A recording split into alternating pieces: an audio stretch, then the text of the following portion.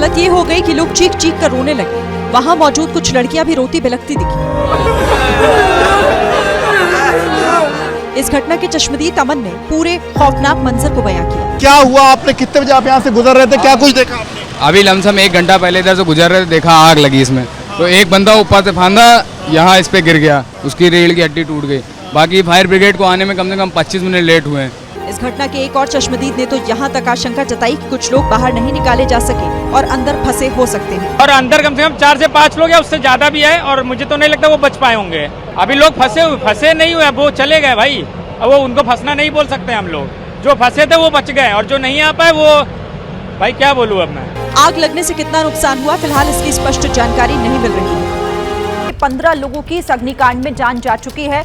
लखनऊ में अलीगंज में ये कोचिंग सेंटर, नीचे दुकान थी और ऊपर कोचिंग सेंटर चलाया जा रहा था। कई लोगों ने कूदकर बचने की कोशिश भी की, जो बुरी तरीके से जख्मी भी हो गए हैं। कई घायल अवस्था में अस्पताल पहुंचाए गए हैं।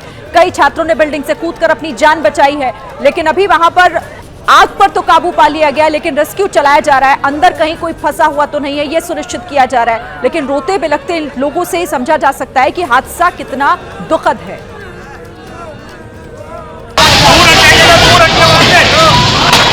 कोचिंग सेंटर की बिल्डिंग में आग इतनी तेजी से फैली कि लोग जान बचाने के लिए बिल्डिंग से कूदने लगे।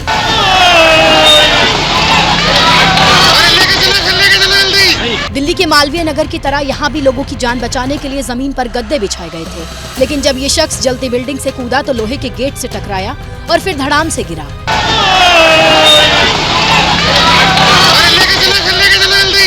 युवक को बचाने के लिए लोग दौड़े तो एक शख्स इस चक्कर में धड़ाम से गिरा।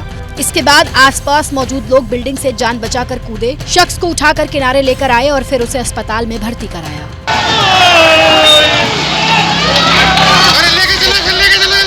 नीचे दुकान और ऊपर ये कोचिंग सेंटर चलाया जा रहा था।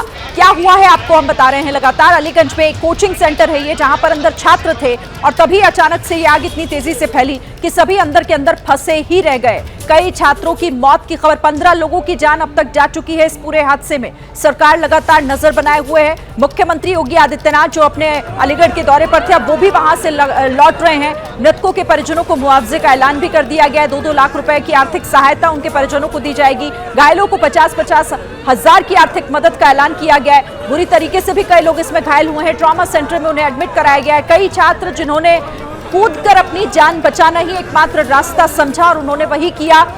कुछ जो कूदे उन्हें काफी गंभीर चोटें भी आई हैं। आसपास के लोग बता रहे हैं कि एकाएक कैसे ये आग फैलती चली गई, लपटें उठी और उसके बाद पूरे कोचिंग सेंटर को उस आग ने अपनी चपेट में ले लिया। ऊपर जाने का कोई रास्ता नहीं बचा तो दीवार को तोड़कर किसी तरीके से वहां जो फंसे हुए थे छात्र उन्हें निकाला गया है। लेकिन 15 लोगों की जान नहीं बचाई जा सकी।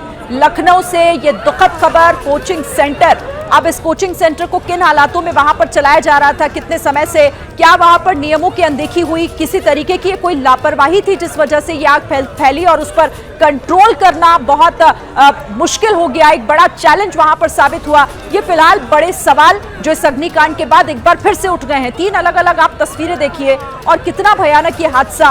पहली तस्वीर में आपको अफरा तफरी साफ और आग की लपटें साफ दिखाई दे रही है उठती हुई।